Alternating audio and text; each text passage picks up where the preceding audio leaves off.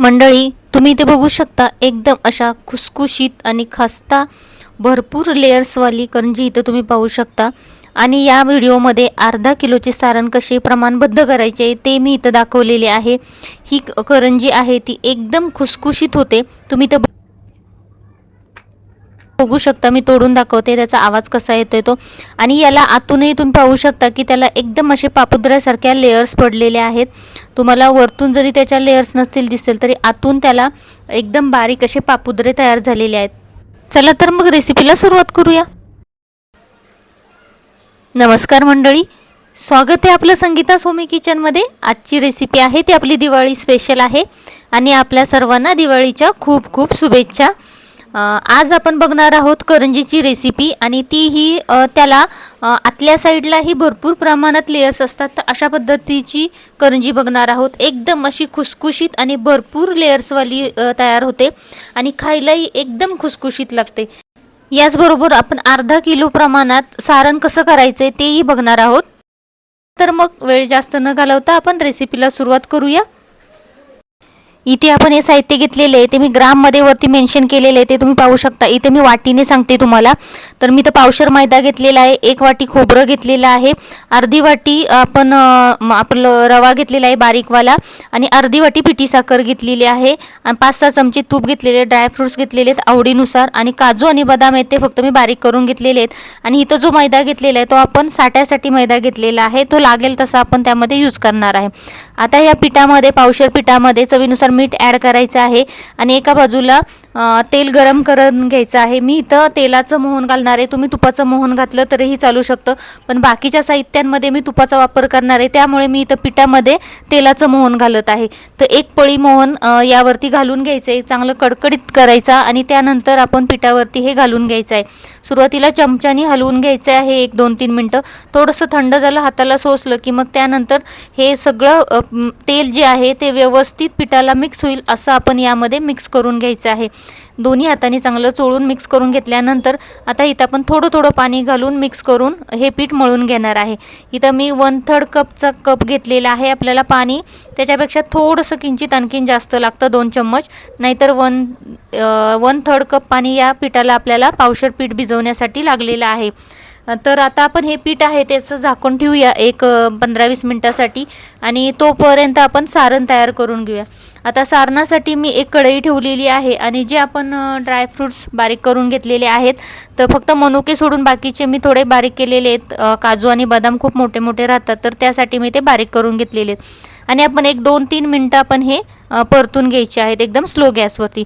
त्यामध्ये आता मी एक तुपाचा चमचा घातलेला आहे मोठा, म्हणजे जो पोहे खायचा चमचा असतो त्या चमच्याने तुपाचा वापर केलेला आहे. आणि आपण चांगले जे ड्रायफ्रूट्स आहेत ते आपण भाजून घ्यायचे आहेत. त्यामुळे भाजून घेतल्यामुळे काय होतं की सारणामध्ये त्याचा कच्चा पण राहत नाही. आणि त्याचबरोबर आता इथं आपण खसखस 1 चमचा आणि पांढरे तीळ असतात ते घालून घ्यायचे आहेत आणि तेही याच्यामध्ये भाजून घेत. हे शेवटी का घालायचे तर लगेच भाजले जातात, त्यासाठी मी एकदम शेवटी भाजून घेतलेले आहेत. आता बघा ड्रायफ्रूट्स भाजलेले आहेत आणि आता आपण ते एका परातीमध्ये काढून घेऊया किंवा एका वाटीवरती काढून घेतले तरी चालू शकतं. आणि त्याच कढईमध्ये आता जो रवा घेतला होता तर अर्धी वाटी, तर तो रवा घालून घ्यायचा आहे आणि सुरुवातीला एक 3-4 मिनटं आहे तो रवा तसाच भाजून घ्यायचा आहे. सुरुवातीला तूप घालायचं नाही आणि त्यानंतर मग थोडासा असा भाजत आला, त्याचा कलर थोडासा चेंज झाला की त्यामध्ये मग 2 चम्मच आपण हे तूप आहे ते घालून घेणार आहे. आणि परत जो रवा आहे तो एक 2-3 मिनटं अजून भाजून घ्यायचा आहे. तूप घातला की रवा लगेच भाजला जातो आणि तुपाचा फ्लेवर राहावा म्हणून मी मागून तूप घातलेलं आहे. यानंतर वेलची पावडर घातली आणि जायफळ किसून घातलेलं आहे. थोडंसं जायफळची पूड असेल तर तीही घातली तरी चालू शकते. मी इथं जायफळ किसून घातलेलं आहे. आणि आता रवा बघा भाजत आलेला आहे आणि रवा गरम आहे, गॅस एकदम स्लोवरती आहे. त्यामध्ये आता मी खोबरं घालून घेतलेलं आहे आणि चांगलं मिक्स करून घेतलेलं आहे. खोबरं भाजायला जास्त वेळ लागत नाही, आपण खोबरं बारीक किसून घेतलेलं आहे बारीक किसणीवरती, त्यामुळे खोबरं जास्त भाजायची गरज लागत नाही. रवा गरम असल्यामुळे खोबरं लवकर भाजलं जातं. एक 2-3 मिनटं खोबरं आहे ते भाजून घ्यायचं आहे आणि त्यामध्ये जे ड्रायफ्रूट्स आपण जे भाजून घेतले होते ते त्यामध्ये मिक्स करून घ्यायचे आणि 1 ते 2 मिनटं आपण हे परतून मिक्स करून घेणार आहे. आता गॅस चालूच आहे. आता मी गॅस बंद करून घेते आणि हे खाली उतरवून घेते एका परातीमध्ये थंड करण्यासाठी. आता आपण हे परातीमध्ये काढून घ्यायचं आहे आणि त्यानंतर त्यामध्ये आपण जे पिठी साखर घेतली होती तर ती पिठी साखर घालून घ्यायची आहे. हे थोडंसं गरम असतानाच घालून घ्यायचं आहे म्हणजे ती चांगली मिक्स होते. आता इथं मी पिठी साखर आहे ती चांगली चमच्याने मिक्स करून घेते. आणि पिठी साखर घालताना काय करायचं आहे, तुम्हाला जर जास्त गोड नको असेल तर 100 ग्रामचा वापर करा किंवा मग थोडंसं गोड हवं असेल तर मग 125 ग्राम तुम्ही साखर घालू शकता. चेक करायचं आणि त्याच्यानुसार मग साखर तुम्ही कमी जास्त करू शकता. त्यानंतर आता इथं आपण साठा करण्यासाठी मी 3 चम्मच किंवा 4 चम्मच तुम्ही तूप घेऊ शकता आणि 4 चम्मचला 4 चम्मच मैदा किंवा मग तांदळाची पिठी तुम्ही यामध्ये मिक्स करू शकता. आणि त्यानंतर हे थोडंसं फेटून घ्यायचं आहे की असं लूज थोडंसं झालं पाहिजे. जास्त पातळ पण नाही साठा करायचा आणि जास्त घट्ट पण नाही करायचा, जेणेकरून आपल्या लाटीला तो व्यवस्थित लावला जाईल. या करंज्या करताना काय होतं, जरी बाहेरून लेअर दिसून नाही आल्या तरी त्याला आतून लेअर पडल्या जातात आणि जी करंजी फोडताना किंवा खाताना एकदम अशी खुसखुशीत लागते. तर आता आपला हा साठा तयार झालेला आहे. तर तुम्ही बघू शकता असंच मी अजून 1 ते 2 मिनटं फेटून घेते आणखीन, म्हणजे थोडासा पातळ होईल. बघू शकता इथे अशा पद्धतीने हा फेटून घेतलेला आहे. आणि आता आपण बाकीची तयारी करूया. आता इथं आपला साठा तयार झालेला आहे आणि आता आपण बाकीची तयारी करूया. आपण पीठ जे मळून ठेवलं होतं तेही चांगलं मुरलेलं आहे. चांगलं एक 15 ते 20 मिनटं हे पीठ चांगलं मुरून दिलेलं आहे आणि तोपर्यंत आपण सारण तयार करून घेतलेले आहे. आणि आता आपण सारण थंड करायला ठेवलेलं आहे परातीमध्ये पसरवून.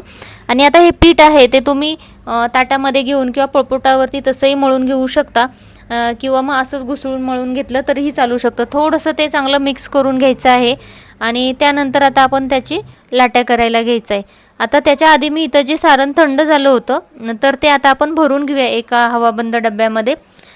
जर लगेच करंजी करणार असाल तर मग तुम्ही बाऊलमध्ये किंवा याच्यामध्ये काढून घेतलं तरी चालू शकतं, पण जर ठेवणार असाल तर मग हवाबंद डब्यामध्ये हे पॅक करून ठेवू शकता. अशा पद्धतीनं आता आपण सारण भरून ठेवलेलं आहे. आणि आता जे पीठ होतं तर त्याच्या आता आपण थोडंसं त्याला असे रोल करून घ्यायचे आणि त्याचे एका आकारामध्ये 5 मी लाट्या करून घेणार आहे. तर 5 गोळे करून घेतलेले तर त्याच्या आपण 5 लाट्या करून घेऊया. चला तर आता आपण लाटी लाटायला घेऊया. आणि ही लाटी लाटत असताना मैद्याचा वापर करायचा आहे. मैदा लावून मग लाटून घ्यायची, कारण की आपण ही लाटी ठेवणार आहे एक एक लाटून. तर त्यानंतर काय होतं, त्या चिपकल्या जातात. तर त्यासाठी आपण मैद्याचा वापर करायचा आणि त्यावरती ही लाटी आपण जशी चपाती लाटतो तशीच लाटून घ्यायची. चपातीपेक्षाही थोडंसं पातळ लाटली तर खूप छान हे होतं, त्यामुळे थोडंसं चपातीपेक्षा पातळ लाटून घ्यायची आहे. अशा पद्धतीने बघा मी लाटी लाटून घेतलेली आणि सगळ्या बाजूने एकदम एकसारखी अशी लाटी लाटायची. जेवढी पातळ लाटता येईल तेवढी लाटून घ्यायची. बघा आता एवढी पातळ मी लाटी लाटून घेतलेली आहे. आणि आता अशीच आपण दुसरीही लाटी लाटायला घेऊया. बघा आणि त्यानंतर एकावर एक न टाकता असं थोडंसं बाजूबाजूला टाकून ह्या लाट्या ठेवायच्या आहेत एखाद्या परातीमध्ये. किंवा मग एक लाटी ठेवल्यानंतर थोडंसं पीठ भुरभुरायचं मैद्याचं आणि त्यावरती दुसरी लाटी ठेवून द्यायची. अशा पद्धतीने लाट्या ठेवल्यात तर मग एकमेकाला चिपकत नाहीत आणि त्याला पाणी सुटत नाही. बघा आता मी 2 ताटांमध्ये टाकलेले आहेत. तर अशाच मी बाकीच्याही ज्या लाट्या आहेत त्या लाटून घेणार आहे. आता इथं बघू शकता मी सगळ्या लाट्या आहेत त्या लाटून घेतलेल्या आहेत आणि एक लाटी पोळपाटावरती ठेवलेली आणि त्याला साठा लावून घेतलेला आहे. त्यानंतर त्यावरती दुसरी लाटी ठेवायची आहे आणि त्यामध्ये हवा न जाईल असं चांगलं जरासं दाबून प्रेस करायची आणि त्यावरती परत आपण जो साठा तयार केलेला होता तो लावून घ्यायचा. अशा प्रकारे सगळ्या 5ही लाट्यांना आपण साठा आहे तो लावून घ्यायचा आहे. आणि वरची जी लाटी आहे तिलाही साठा लावून घ्यायचा आहे आणि अशा पद्धतीनं रोल करून घ्यायचा आहे. रोल करताना शेवटच्या कडा आहेत त्या चांगल्या दाबून त्याला बसवून घ्यायच्या आहेत. आणि जर टोकं त्याची चिपकत नसतील तर त्याला पाण्याचा हात लावायचा आणि ते आपण पॅक करून घ्यायचं आहे. अशा पद्धतीनं बघा रोल करून घ्यायचा आहे, जेणेकरून आपल्याला कट करायला इझी जाईल आणि एका आकारामध्ये सगळ्या लाट्या आपल्या तयार होतील. आता इथं बघू शकता मी चांगलं रोल करून घेतलेलं आहे आणि आता आपण कट करून घेऊया. सेम साईजमध्ये रोल करून घ्यायचा आहे, म्हणजे सेम साईजमध्ये कट होतात लाट्या आणि जी करंजी आहे ती पण सेम साईजमध्ये बनली जाते. तर त्यासाठी अशा पद्धतीच्या आपण हे करून घेऊया अर्धा इंचाचे तुकडे. आता इथं बघू शकता त्याला लेयर्स कशा आत्ताच दिसत आहेत त्या. खूप छान अशा आतून लेयर्स पडतात करंजीला. आणि काही वेळेस काय होतं की जर ती लाटी उलटी केली तर त्याला बाहेरच्या साईडून लेयर्स दिसतात करंजीला, आणि ती लाटी जर आपण सरळ हे केली तर मग आतल्या साईडला लेयर्स पडल्या जातात. तर अशा पद्धतीनं थोडंसं हाताने प्रेस करायचं आहे. अशा बघू शकता. आता असेच मी हे सगळे जे गोळे आहेत ते हाताने प्रेस करून घेते, एका बाजूला ठेवते, म्हणजे काय होईल, एक सरशी सगळ्या लाट्या आहेत त्या आपल्याला व्यवस्थित लाटता येतील.